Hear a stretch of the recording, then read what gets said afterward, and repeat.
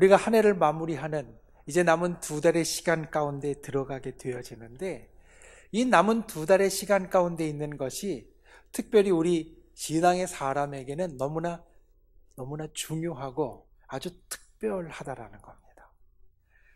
11월은 추수감사절이 있는 달이고, 그리고 우리가 감사에 대해서 여러 말씀을 나눕니다. 한 해를 마무리 짓는 시간에 들어가면서 우리가 감사에 대해서 생각한다는 것은 정말 중요합니다. 이 한 해를 살면서 우리가 겪었던 많은 일들, 그 가운데에는 좋고 즐겁고 감사할 만한 일도 있겠지만, 때로는 힘들고 어렵고 탄식하고 괴롭고 또 불평할 만한, 원망할 만한 일도 우리에게는 있었습니다. 그 일들이 우리의 삶 중에 섞여서 올 한 해를 지내왔는데, 올 한 해를 마무리 짓는 이 11월 달에 들어가면서 그 가운데 감사의 일을 찾아서 감사의 말로 마무리하기 시작한다는 것은 정말 우리에게 있어서 좋은 겁니다. 저는 이 11월에 추수감사절이 있고, 그리고 그 추수감사를 우리의 모든 삶의 감사로 점점 더 넓혀가는 것이 하나님의 중요한 계획 가운데 있다고 믿습니다. 우리의 올 한 해의 삶을 우리가 돌아보면서 원망하고 불평할 것을 떠올리는 것이 아니라, 괴롭고 힘든 일을 떠올리는 것이 아니라 감사할 만한 일, 그 가운데 즐겁고 기뻤던 일, 좋은 일, 그 일들을 떠올리게 한다는 것은 우리의 삶에 하나님께서 아주 좋게 계획하신 귀한 일이 되어진다는 겁니다. 12월은 또 특별한 은혜가 있습니다. 12월은 성탄절이 있습니다. 성탄절, 예수 그리스도께서 이 땅에 태어나신 그 날은 하나님께서 우리를 구원하시려는 구속사의 계획을 구체적으로 시작하신 때입니다. 하나님께서는 우리를 구원하시려고 태초부터 계속해서 계획하시고 이루어 오셨지만, 예수 그리스도께서 이 땅에 태어나심으로 그 구원의 역사, 구속의 역사가 본격적으로 시작되었습니다. 그 시작이 한 해를 마무리 짓는 12월 달에 있다는 것, 여러분, 그건 우리에게 소망을 주는 겁니다. 우리가 일을 하다 보면 어떤 것은 좋게 잘 마무리되는 것이 있고, 어떤 것은 좋지 않게 마무리되는 것이 있습니다. 좋게 마무리되는 것은 그 마무리된 것만으로도 내가 흡족하지만, 좋지 않게 마무리되는 것, 끝이 다 좋을 수 없으므로 그런 일들이 분명히 있는데, 그 좋지 않은 일들 가운데 우리가 새로운 시작의 소망을 품게 된다면, 내가 원하는 만큼, 내가 바라던 대로 잘 마무리되지 않았지만 그 속에 새로운 시작의 소망이 있다면 우리는 실족하지 않을 것이고 주저앉아 있지 않을 것입니다. 지금은 당장 좀 어렵지만 분명히 새로운 것이 있다라는 소망 가운데 다시 일어나 나아갈 수 있다라는 겁니다. 한 해를 마무리 짓는 12월이라는 시간에 예수 그리스도의 성탄, 그 시작의 시간이 있다라는 것은 바로 이러한 소망을 우리에게 주는 것입니다. 이제 이 남은 2달의 첫째 주, 여러분은 무슨 마음으로 하나님을 만나러 이 자리에 오셨습니까? 예배하는 것은 우리가 하나님을 만나는 자리인데, 여러분, 이 시간 이 자리에 나오신 게 아마도 무슨 기대와 소망이 있어서 하나님을 만나러 나오셨을 줄로 압니다. 지난주에 장례 때문에 하간 예배를 드리면서 산에 다녀왔습니다. 산에 다녀오면서 대청호반을 지나고 왔는데 보니까 이 가을의 경치가 참 좋았습니다. 단풍도, 그리고 그 단풍을 비추는 저 호수의 물도 그렇게 좋을 수가 없었습니다. 그걸 보면서 생각했습니다. 아, 사람들이 다른 거 다 제쳐놓고 야외로 나올만 하겠구나. 이 경치 보러 나들이 갈만 하겠구나. 오늘도 그럴 겁니다. 오늘도 나가서 경치 볼 만한 좋은 날이고, 또 옆에 보이던 분들 가운데 보이지 않는 분이 있으면 그런 분도 우리 가운데 있을 겁니다. 그런데 여기 앉아있는 저와 여러분은 그렇지 않습니다. 여기 앉아있는 저와 여러분은 하나님 앞에 나왔습니다. 오늘 단풍 구경이나 가을 풍광을 보러 밖에 나간 것이 아니라 예배당에 하나님을 만나러 저희가 나왔습니다. 그런 저희가 마음에 갖는 기대와 소원, 여러분 생각해 보셨습니까? 물리학자인 알버트 아인슈타인은 이런 말을 남겼습니다. 인생에는 두 가지 종류의 삶이 있다. 하나는 내 인생에 기적 같은 것은 없다고 믿는 삶이고, 다른 하나는 하루하루 모든 것이 기적이라고 믿는 삶이다.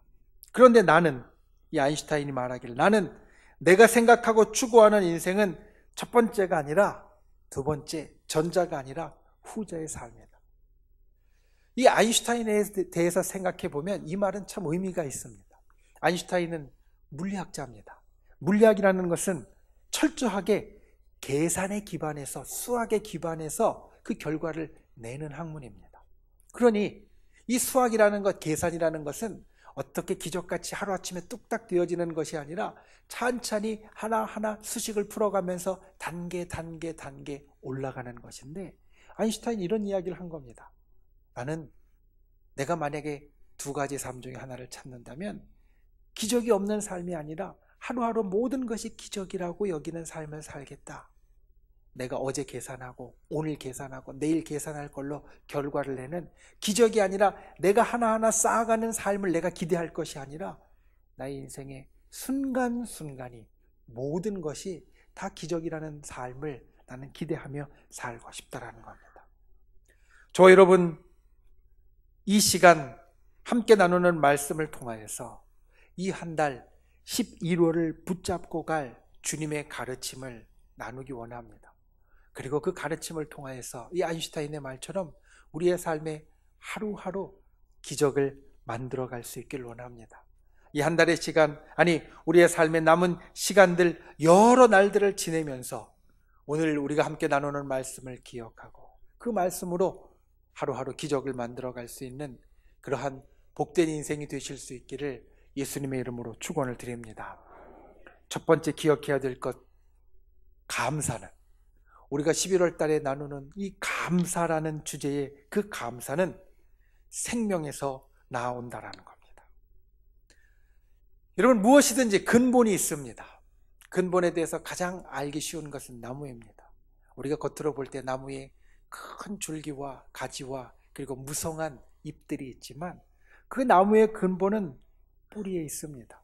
그 뿌리가 없으면 그 줄기도 가지도 잎도 사실은 살아남을 수 없습니다. 사람도 근본이 있습니다. 사람의 근본은 우리가 부모님이라고 이야기할 수 있을 겁니다. 부모가 없이 자식이 잘 될 수는 없습니다. 아니, 사실 이 땅에 존재할 수 없다라는 겁니다. 근본을 모르고 무시하면 어떤 것이든지 잘 될 수 없습니다. 나무가 근본을 무시하면 결코 잘 자랄 수 없고, 사람이 근본을 무시하면 결코 잘 성장할 수 없다라는 겁니다. 그런데 이 감사도 근본이 있습니다. 우리가 이야기하는 많은 감사의 말들 가운데 가장 근본이 되는, 마치 뿌리와 같이 든든히 박혀서 이거는 어떤 일이 있어도 흔들리지 않고 변하지 않을 근본이 있습니다. 이 근본은 언제나 우리에게 있는 건데, 감사의 근본은 과연 무엇이겠습니까? 말씀드린 대로 감사의 근본은 바로 생명입니다. 우리는 살아있기 때문에 불평도 할 수 있고요, 감사도 할 수 있는 겁니다. 살아있지 않은 사람은 감사하고 싶어도 할 수 없습니다. 불평하고 싶어도 할 수 없습니다. 그런데 살아있으니까 감사하는 것 위에 우리는 살아있는 것 자체가 감사의 근본이고 제목이라는 것을 알아야 한다는 겁니다. 한 수간호사의 일기를 본 적이 있습니다. 이 수간호사는 우리 한국에 메르스라는 병이 한참 만연해서 아주 어려웠던 시절에 그 메르스 환자들을 돌보는 간호사였습니다. 환자를 진료하러 갈 때, 아마 여러분 그때 TV에서 봤던 거 기억하실 겁니다. 의료진들이 이 메르스 환자를 진료할 때 방호복이라는 것을 입습니다. 머리부터 발끝까지 행여나 그 병이 옮는 것을 방지하기 위해서 방호복을 입습니다. 그런데 이 방호복이 굉장히 무겁다라고 합니다. 환자들을 진료하면서 이 방호복을 입고 진료를 하면 절로 땀이 줄줄 흐르게 된답니다. 그리고 숨쉬기도 이 방호복은 어렵다라고 이 간호사는 이야기를 합니다. 왜냐하면 혹시라도 이 메르스는 공기 중으로 전파되는 것인데 전파될까봐 여러 필터가 들어가 있는 마스크를 하다 보니까 그 마스크 숨 쉬는 게 너무 힘들어서 그래서 괴롭다라고 이야기를 합니다. 이 방호복을 입고 땀을 흘리며 산소 부족으로 괴로워하면서 환자들을 진료한 다음에 환자들을 돌본 다음에 그 다음에 밖으로 나와서 방호복을 벗고 시원한 공기를 맞을 때 숨 편안하게 쉬면서 이제는 집에 가서 가족들을 볼 수 있겠구나 라는 생각을 할 때 이 간호사가 한 말이 이것입니다.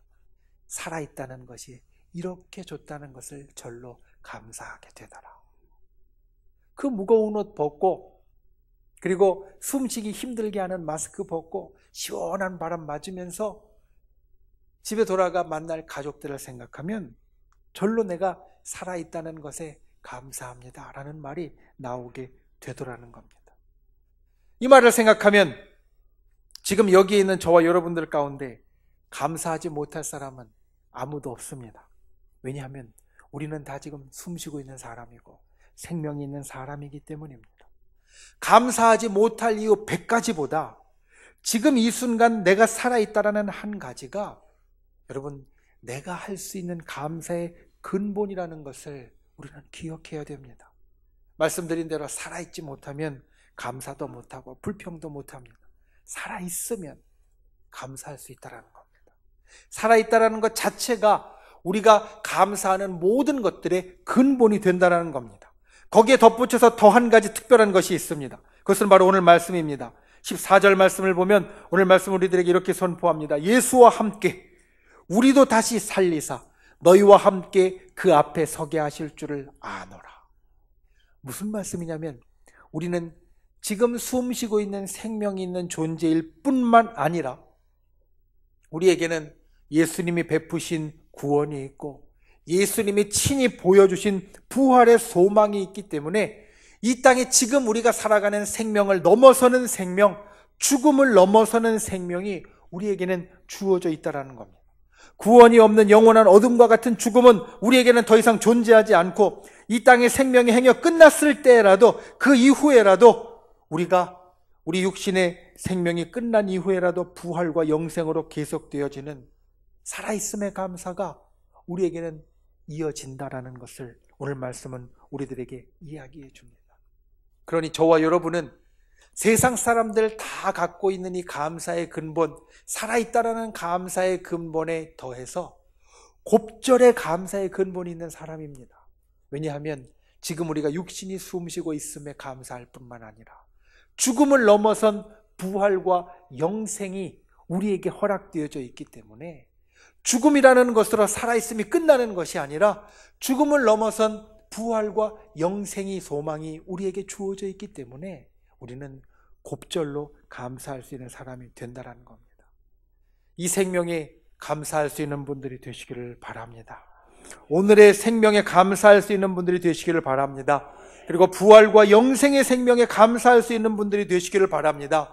나의 삶에 당장 있는 어려움과 고통보다 나무로 이야기하면 지금 잎새와 가지에 부는 세찬 바람 때문에 흔들리는 이것보다 우리가 살아있다라는 이 생명에 대한 감사.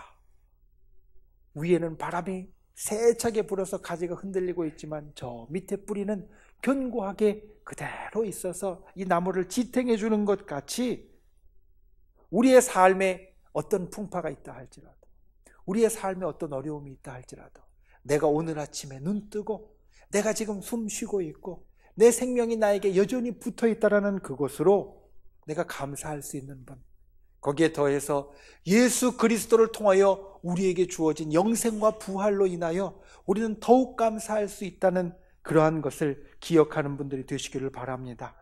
우리의 살아가는 날수만큼 감사를 더하는 분, 오늘 말씀의 제목이 감사를 더하는 인생인데 우리의 눈을 뜨는 날수만큼 숨을 쉬는 날수만큼 우리 마음에 감사의 근본이 있다는 것을 기억하고 주님 앞에 감사할 수 있는 저와 여러분이 다 되실 수 있기를 예수님의 이름으로 축원을 드립니다. 두 번째, 감사는 은혜를 더합니다. 감사는 우리의 생명에서부터 시작되어지고 그 감사는 우리에게 은혜를 더합니다. 여러분, 침묵의 기술이라는 책에 다음과 같은 말이 나옵니다. 그대 입에 문을 만들어 달아라. 그대 입술을 멋대로 열어두느니 차라리 보물이 가득히 든 그대의 금고를 활짝 열어두어라. 훗날 비난받을지도 모를 말이 그 입에서 튀어나오지 않도록 조심하라. 무슨 말이냐면 우리의 입에서 조심하지 않고 함부로 나오는 말을 내뱉느니 차라리 내 은행문을, 내 통장문을 열어놓는 게 낫다라는 이야기입니다. 자물쇠를 다룰 때 그 자물쇠는 내 통장에, 내 금고에 다룰 것이 아니라 내 입에 다는 게 인생에 있어서 훨씬 더 값지다라는 것을, 이것은 우리들에게 이야기해 주고 있습니다. 우리 인생을 살면서 때로는 내가 원치 않는 말, 상대에게 조심스러운 말을 해야 될 때가 있습니다. 그때는 그 말을 미루면서 묵힙니다. 그리고 그 묵힌 말은 오히려 더 맛이 들어서 잘 전달될 수 있게 되어집니다.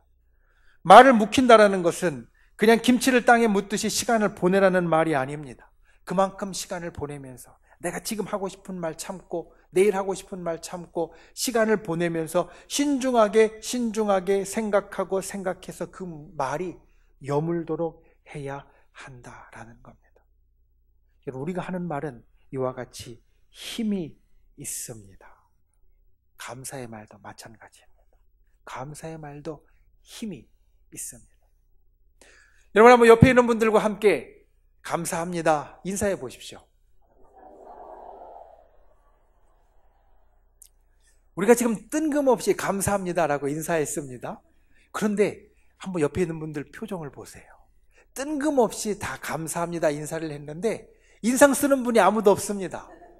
다 활짝 웃습니다. 인사를 하는 나도 웃고 인사를 받는 내 옆에 사람도 웃습니다. 여러분, 말에는 분명히 힘이 있습니다. 감사하는 말에는 분명히 힘이 있습니다. 우리의 얼굴을 펴지게 만들고요, 우리의 마음을 기쁘게 만듭니다. 사람에게 하는 감사는 그 사람에게 좋은 영향을 줍니다. 감사를 받는 사람은 분명히 즐겁고 유쾌해지며 감사를 하는 사람에게 좋은 마음을 갖도록 만들어줍니다. 여러분, 그래서 우리는 우리 자녀들에게 어려서부터 감사합니다 인사를 가르칩니다. 부모님이 아들, 딸에게 나쁜 것 안 가르칠 텐데, 여러분, 엄마 아빠가 아이들 가르칠 때 보면 그 아이가 옆에 지나는 아저씨에게 사탕을 받거나 또 1,000원짜리라도 500원짜리라도 용돈을 받으면 우리는 어떻게 하라고 합니까? 감사합니다 인사해야지. 우리 가르칩니다. 왜냐하면 그 감사합니다라는 말이 분명히 좋은 말이기 때문입니다. 감사합니다라는 말이 좋은 힘이 있는 말이 되기 때문이다라는 겁니다. 그런데 오늘 우리가 이야기하는 감사는 대상이 조금 다릅니다. 사람에게 감사합니다 인사하면 그 사람이 기분 좋아지고요, 즐거워지고 유쾌해집니다. 그런데 우리는 오늘 하나님께 드리는 감사를 말하고 있는데 그 대상이 하나님이면 달라지겠습니까? 우리가 하나님께 감사하면 그 힘이, 우리가 드리는 그 감사라는 말의 힘이 누구에게 미치겠습니까? 오늘 말씀 15절 말씀을 보면 이렇게 이야기합니다. 15절의 뒷부분에 보면 많은 사람의 감사로 은혜가 더하여 넘쳐서 하나님께 영광을 돌리게 하려 합니다. 우리가 하나님 앞에 감사하면 하나님께 힘이 됩니다. 감사는 하나님께 영광을 돌리는 행동이고 우리의 감사의 대상이 하나님이시기 때문에 우리가 감사를 드리면 그 감사를 듣는 옆에 사람은 하나님께 저렇게 감사를 드리는구나 라고 생각하면서 하나님을 영광스럽게 존귀하게 여기고 그리고 그렇게 생각하게 됩니다. 그래서 감사는 하나님을 영화롭게 하는 행동입니다. 하나님을 높여드리는 행동입니다. 그런데 여기에서 멈추지 않습니다. 15절의 말씀을 보면 그 앞이 이렇게 시작합니다. 이는 모든 것이 너희를 위함이니. 감사를 하나님께 드릴 때 하나님께 영광을 돌리는 것이 이루어지는데 그것이 우리를 위함이라고 오늘 말씀은 우리에게 선포하고 있다는 겁니다. 어떻게 그렇게 되겠습니까? 시편 50편 23절 말씀을 보면 우리가 잘 아는 유명한 성경의 말씀이 나옵니다. 감사로 제사를 드리는 자가 나를 영화롭게 하나니 그 행위를 옳게 하는 자에게 내가 하나님의 구원을 보이리라. 감사로 하나님께 영광을 돌리는 자에게 하나님의 구원의 역사가 나타난다라는 겁니다. 하나님의 구원은 단순히 우리의 생명을 건지시는 것에서 멈추지 않습니다. 우리의 삶의 모든 것에서 하나님의 구원의 역사가 나타나게 된다라고 하면 그것은 우리의 삶에 힘들고 괴롭고 어려운 것에서 벗어나는 것도 구원이고, 우리가 하나님 앞에 간절히 원하는 소원들이 이루어지는 것도 구원이고, 우리가 주님 앞에 나아가서 우리가 아뢰는 것마다 그 일들이 성취되어지는 것도 구원이 된다는 것. 그러니 하나님 앞에 감사로 영광을 돌리는 자에게는 이와 같은 일이 일어나게 된다는 겁니다. 감사는 하나님께 힘이 되고 또 우리에게 힘이 되는 일인데, 하나님께 감사를 드리면 하나님의 구원의 은혜가 내게 더욱더 풍성하게 일어난다라는 말입니다. 그러니 영어로 이야기하면 why not? 왜 안 하겠습니까? 감사를 하면 하나님께 영광이 될 뿐만 아니라 내게도 구원의 은혜가 베풀어지는데, 하나님의 선물과 같은 역사와 같은 놀라운 일이 내게도 베풀어지는데 왜 감사를 안 하겠습니까? 우리는 날마다 감사를 더할 수 있어야 합니다. 감사를 더하는 자에게 그래서 구원의 은혜가 더하여 진다라는 겁니다. 더 나아가 감사는 우리로 승리하는 인생이 되게 만듭니다. 노르웨이의 속담에 이런 속담이 있습니다. 감사하는 마음에는 사단이 씨를 뿌릴 수 없다. 이 속담의 배경이 되는 이 노르웨이의 오래된 이야기는 이것입니다. 옛날에 사단이 하늘로부터 내려와 지구 곳곳에 나쁜 씨를 뿌리기 시작했다라는 겁니다. 미움의 씨, 질투의 씨, 슬픔의 씨, 욕심의 씨, 싸움의 씨, 이런 씨앗들을 곳곳에 뿌리기 시작했습니다. 어떻게 됐겠습니까? 뿌리는 곳마다 다 잘 자랐습니다. 이 사람이라는 존재가 모이기만 하면요, 서로 미워하고 질투하고 때로는 싸우고 그 가운데 슬퍼하고 자기 욕심 챙기고 이러는데 뛰어나서 사단이 씨를 뿌리는 곳마다 그 씨가 정말 잘 자라더라는 겁니다. 그런데 한 곳, 한 동네만 어떤 씨를 뿌려도 효력이 없더라는 거예요. 그래서 그 동네가 어떤 동네인가 봤더니 아무리 씨를 뿌려도 싹이 나지 않는 그 동네 이름이 감사의 마을이었다라는 겁니다. 감사하는 마음에는 미움의 씨를 뿌려도 싹이 나지 않고, 감사하는 마음에는 슬픔의 씨앗을 뿌려도 싹이 나지 않고, 감사하는 마음에는 싸움의 씨앗을 뿌려도 싹이 나지 않고, 감사하는 마음에는 욕심의 씨앗을 뿌려도 싹이 나지 않더라는 겁니다. 우리 인생에 힘들게 하고 어렵게 하는 이것을 이기게 하는 능력이 감사에 있다는 걸 여러분 기억하십시오. 감사하면 우리의 인생의 어려움을 우리가 이겨나갈 수 있습니다. 감사하면 승리하는 인생이 될 수 있습니다. 감사하는 분들이 되시기를 바랍니다. 감사는 하나님께 돌리는 영광입니다. 그래서 하나님께 좋은 행동입니다. 감사하는 말의 힘이 하나님께 영향을 미칩니다. 그런데 거기서 멈추지 않고 감사는 그 감사를 하는 우리에게도 하나님의 은혜를 더하게 하는 놀라운 역사를 일으킵니다.